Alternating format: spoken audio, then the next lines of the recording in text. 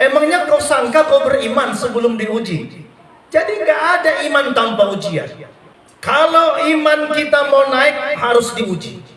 Dan ujian yang paling berat dalam hidup ini ujian para nabi dan baru para orang-orang soleh. Hubungan darah bisa terputus di dunia, tapi hubungan rohani sampai akhirat. Maka orang yang suka mengaji berarti dia menjaga hubungan rohani, keluarga akhirat. Kenapa? Karena keluarga dunia bisa putus. Semakin dekat kau kepada Allah, ujianmu semakin tinggi. Tetapi Allah menjamin, apa kata Allah? La yukallifullahu nafsan illa usaha. Allah tak memberikan ujian kepadamu melebihi dari kesanggup. Karena memang hanya kau yang sanggup di situ, maka diuji. Allah menguji kita bukan ingin menghancurkan kita. Allah menguji kita bukan ingin Allah menjatuhkan kita, tapi Allah menguji kita. Allah ingin menguatkan iman, menaikkan derajat kita. Bagaimana Tuhan membedakan ujian dengan teguran? Cukup Allah bagi kita tempat bersandar. La ilaha illallah. Ya Rabbi bil Mustafa Baligh maqasidana wa bil lana ma'ana ya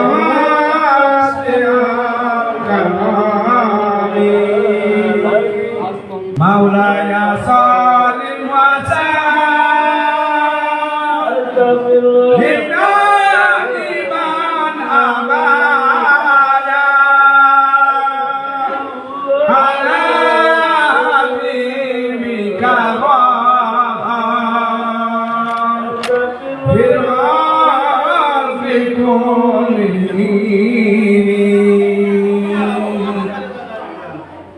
Maulaya salim wa sallim lina iman abada ala habibika birhal fi kulli.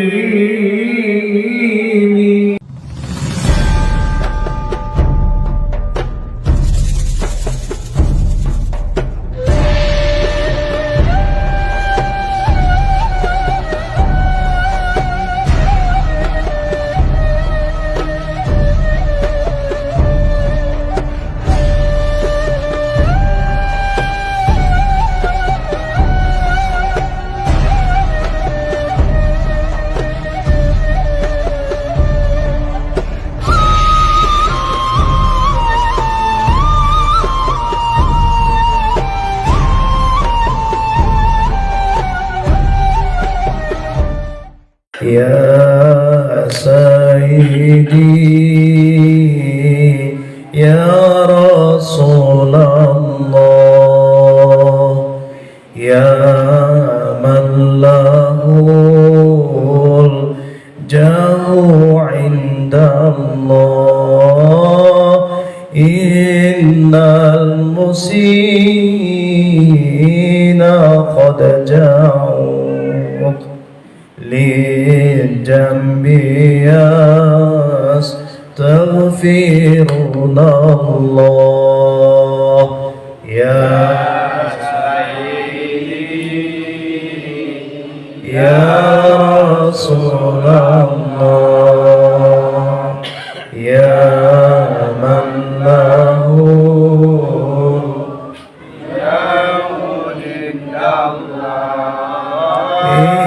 Innal musina qad ja'u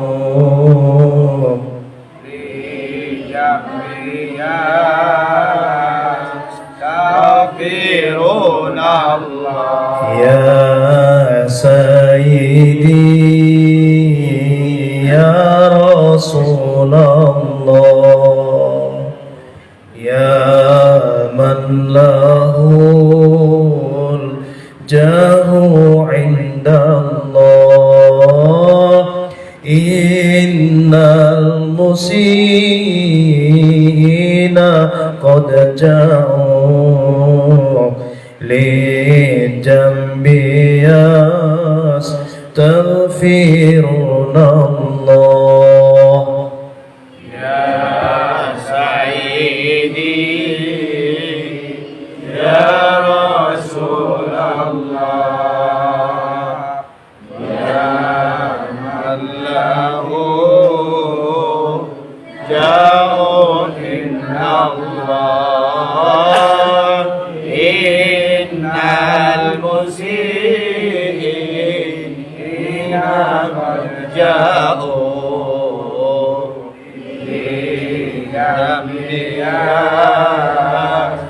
يستغفرون الله يا سيدي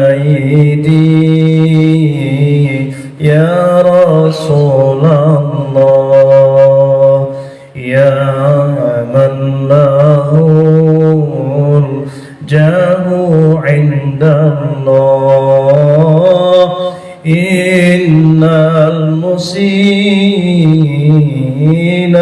قد جاءوا لجنبي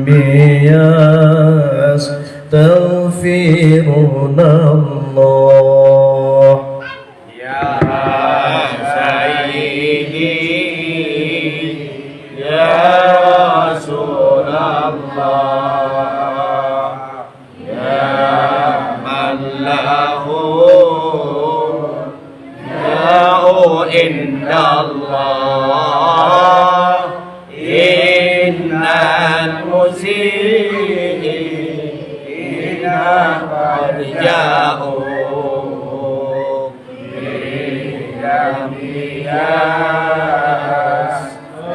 يستغفرون الله. Alhamdulillah.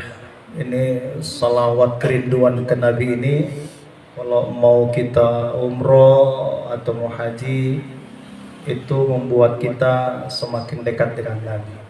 Itu maknanya begini: wahai Rasulullah, ya man lahul jahu indallah, yang memiliki kedudukan istimewa di sisi Allah, kekasih Allah. Innal musina qad ja'uk, aku ini umatmu, hamba Allah yang penuh dosa, yang bergelimang dosa, ingin datang kepadamu. Ngapain di jambi yastaghfirunallah? Wahai Rasul, minta ampunkanlah kepada Allah dosa-dosa kami yang banyak ini. Ayatnya apa? Walau innahum izzalamu anfusahum ja'uka fastaghfirullah wastaghfirulahumur rasul wajadullaha tawwabur rahim.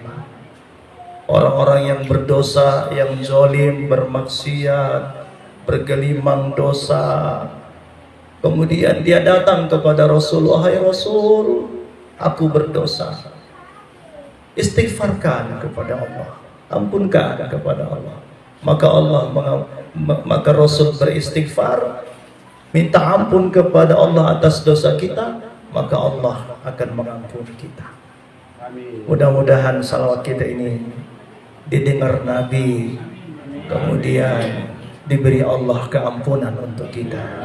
Dan memang hadisnya, siapa yang bersalawat, Nabi membalas salawat kita. Bapak Ibu,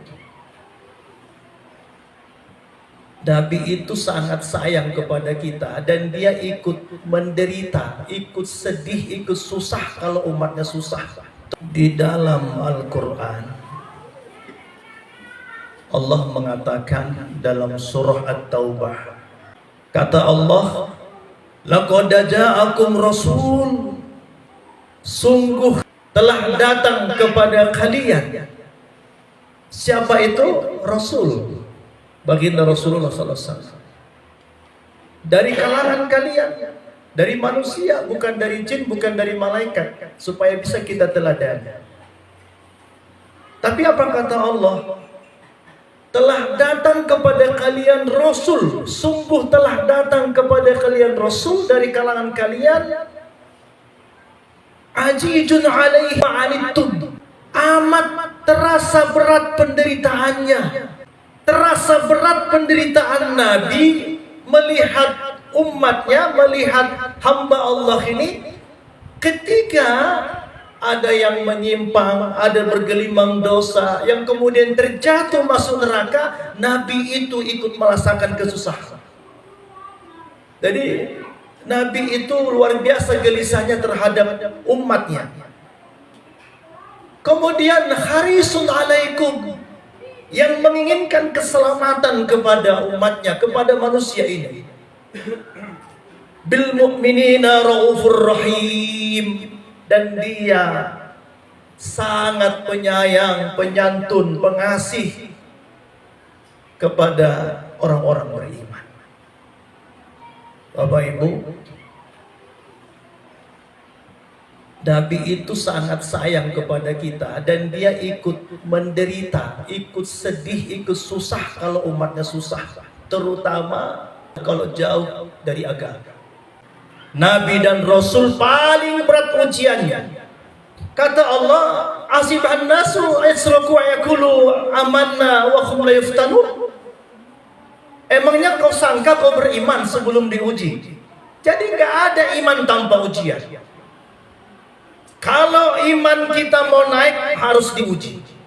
Dan ujian yang paling berat dalam hidup ini ujian para nabi dan baru para orang-orang soleh. Mulai dari Nabi Adam, mulai dari Nabi Nuh. Nabi Nuh 900 tahun berdakwah. Umur Nabi Nuh 9 abad. Tapi jamaah umat yang ikut tidak lebih dari 100 orang.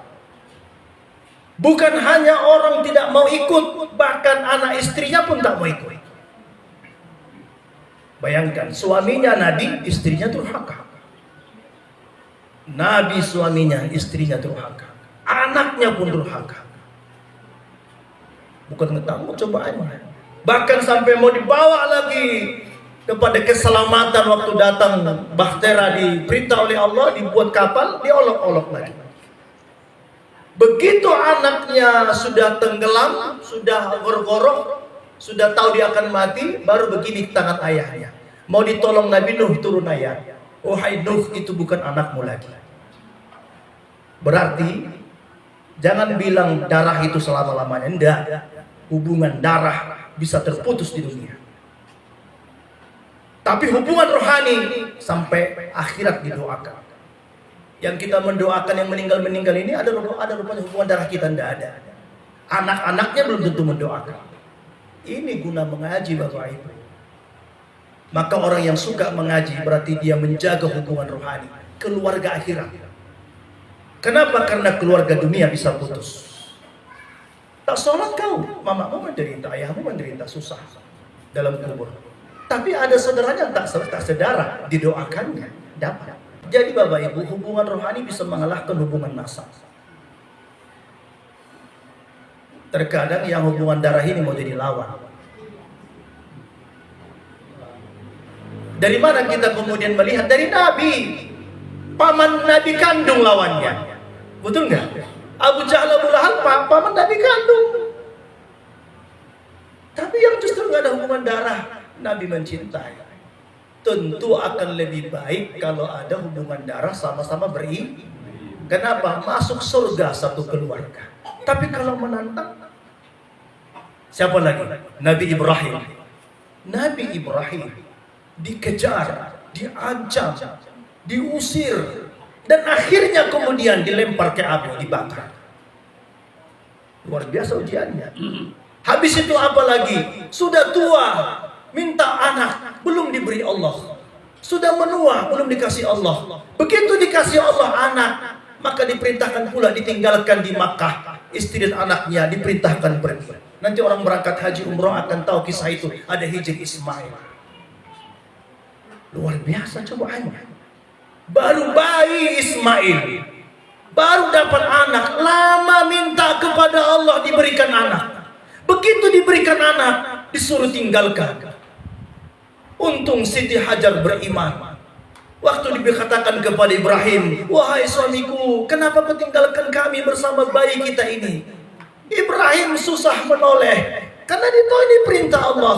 Untung beriman. Terakhir apa kata istrinya? Apakah ini perintah Allah? Ibrahim menunduk, iya. Siti Hajar pun ikhlas. Karena ikhlaskannya dia perintah Allah, maka Siti Hajar kemudian berjuang membesarkan anaknya. Suaminya pergi berjihad perintah Allah. Apa yang terjadi? Maka diberi Allah keajaiban jam-jam.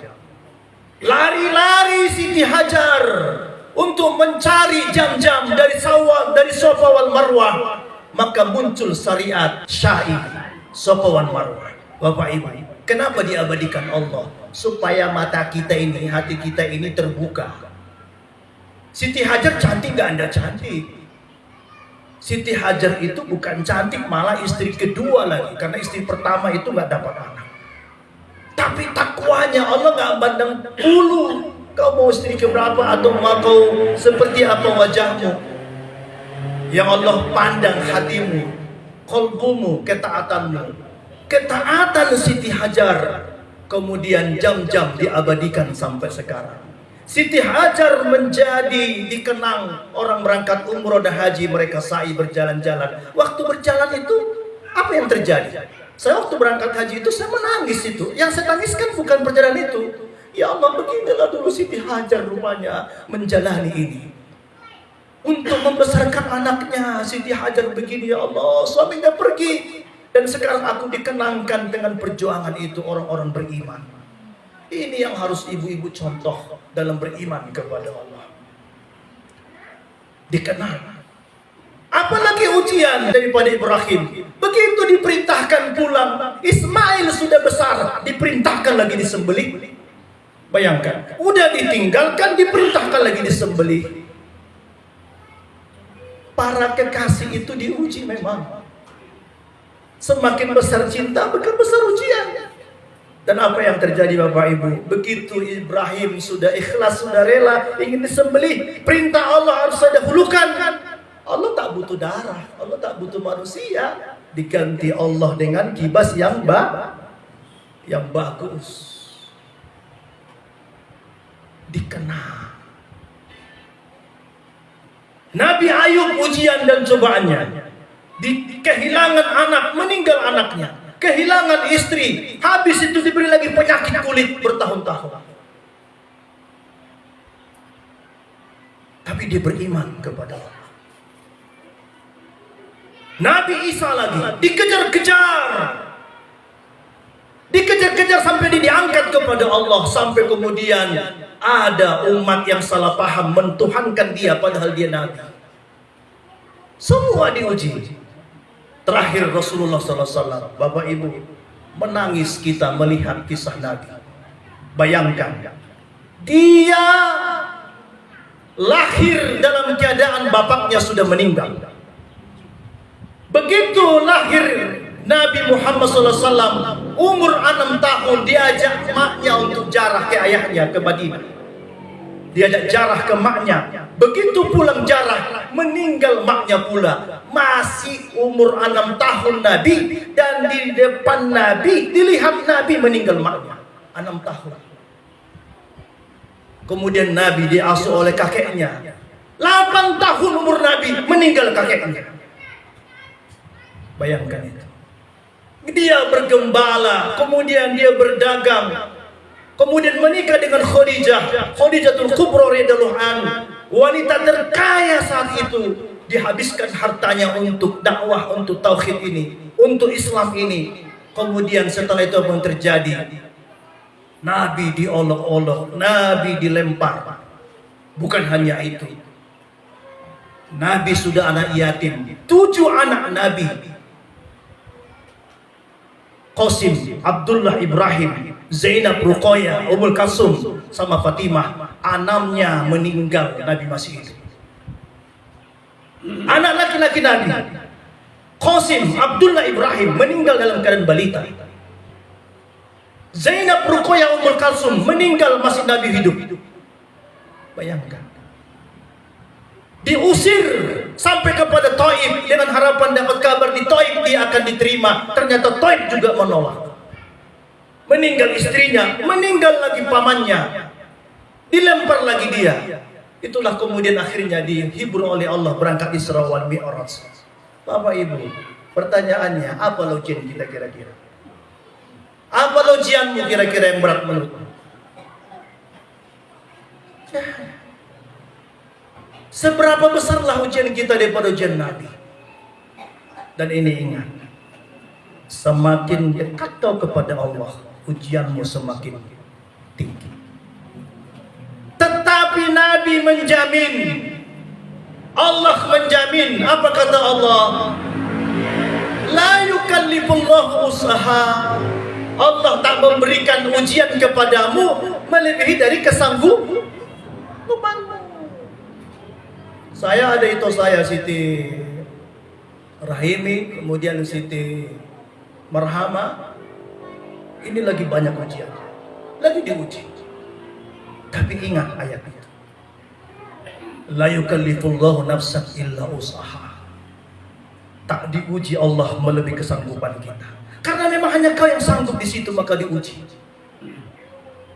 Ingat. Maka begitu dapat ujian, kita ingat, kita lihat kisah-kisah para nabi, manusabbitu bihi fu'ad. Ini sama-sama kita doakan. Ada ini ibu ini dari Tanjung Balai ini. Ibu-ibu ini pejabat dari Pemko. Ada satu dari sebelumnya Kabak Kesra, Bu Hajjah Darujiah. Kemarin pembimbing haji. Ini dapat ujian beliau kan. Dapat ujian. Yang ujiannya tidak masuk akal. Kita doakan mudah-mudahan ditolong Allah. Tapi sampaikan kepada ibu, dengan kita ngaji ini percayalah, ujian kita ini nggak ada apa-apanya dibanding ujian para nabi dan rasul, para rasul. Dan kita meyakini itu Allah menguji kita bukan ingin menghancurkan kita.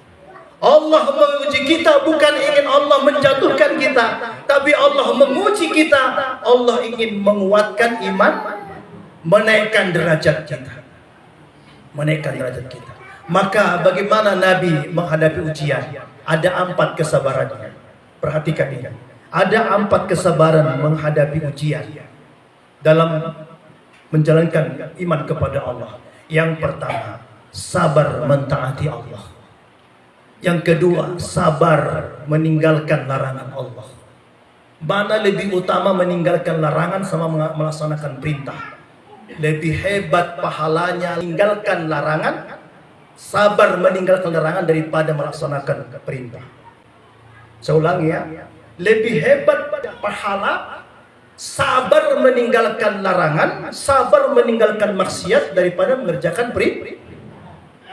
Itulah hebatnya. Misalnya dia udah candu narkoba, dia candu menjudi, dia candu bermaksiat, ini payah ini. Karena dirinya sudah tertukar dengan setan. Ini berubah menjadi baik, dia kadang sadar, kadang menangis, tapi kadang-kadang nggak bisa lagi, masuk lagi. Dirinya sudah dikontrol, nggak bisa lagi merdeka. Hatinya mungkin sadar, tapi nafsunya nggak mengontrol. Kalau nggak begitu mati. Kalau nggak begitu rusak dia. Maka kalau ini mampu meninggalkan larangan sabar itu, maka pahalanya lebih utama daripada melaksanakan perintah. Jadi tarkul ma'asi, meninggalkan maksiat lebih utama daripada melaksanakan perintah. Jadi sabar melaksanakan perintah Allah, sabar meninggalkan larangan Allah. Yang ketiga, sabar dalam menghadapi ujian. Yang keempat, sabar dalam menghadapi teguran Allah. Bagaimana Tuhan membedakan ujian dengan teguran? Mana beda ujian teguran? Teguran itu diberikan Allah karena ada yang salah perilaku kita, ada yang salah perbuatan kita. Kalau ujian diberikan Allah untuk menaikkan derajat kita. Tidak salah kita, tapi diuji. Tapi teguran memang kita ada yang salah, maka diberi Allah teguran. Tapi dua-duanya ini sama-sama baik kalau dilewati dengan sabar.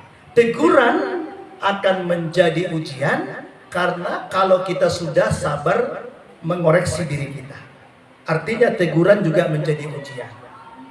Di jamaah yang dirahmati Allah, inilah 4 kesabaran. Jadi ujian kita ini, Bapak Ibu, masih lemah, masih rendah.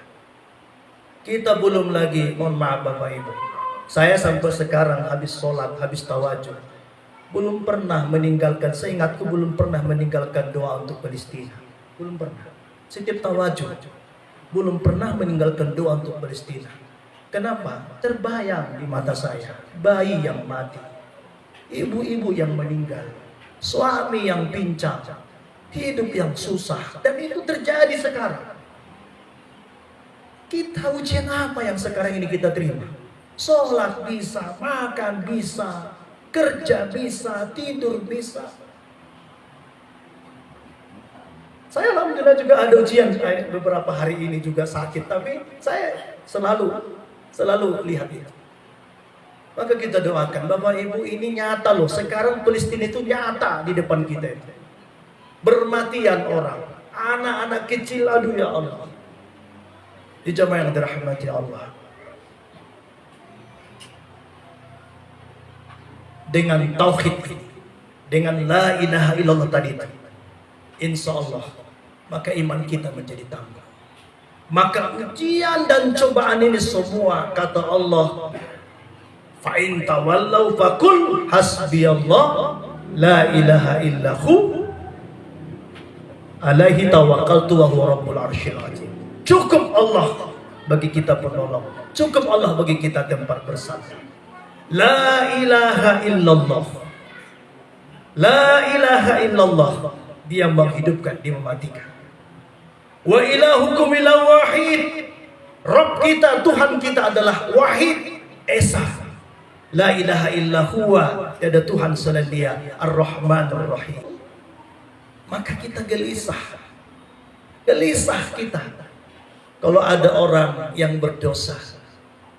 Suami yang soleh, suami yang berzikir, dia akan ikut susah kalau istrinya tidak soleha.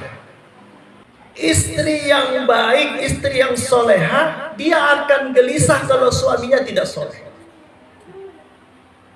Kalau istrinya sudah ngaji, kemudian suaminya tidak sholat subuh, pasti dia menderita. Betul nggak? Ibu-ibu ini kok macam ragu menjawab, atau ikut juga tidur gitu? Enggak Tuhan, karena kami sama-sama tidur juga gitu. Nabi, para wali-wali itu susah, kesusahan mereka di situ. Tetapi apa kata Allah kepada Nabi? Kalau kau sudah mengajak, kalau kau sudah menasehati, kalau sudah kau sampaikan, tetapi mereka membantah, mereka berpaling, fa in tawallau faqul hasbiyallahu la ilaha illahu alaihi tawakkaltu wa huwa rabbul arsyil azim. Kalau mereka membantah, mereka berpaling, katakan, cukuplah Allah tempatku bergantung, Allah tempatku bersandar, Allah tempatku minta tolong, tiada Tuhan selain Dia, dan Dialah Rabbku, pemilik arsy yang agung. Kepada Allah aku bersandar. Bapak Ibu, beginilah Nabi menghadapi dulu di tengah-tengah ujian yang luar biasa, cobaan luar biasa. Karena Nabi itu paling berat ujiannya.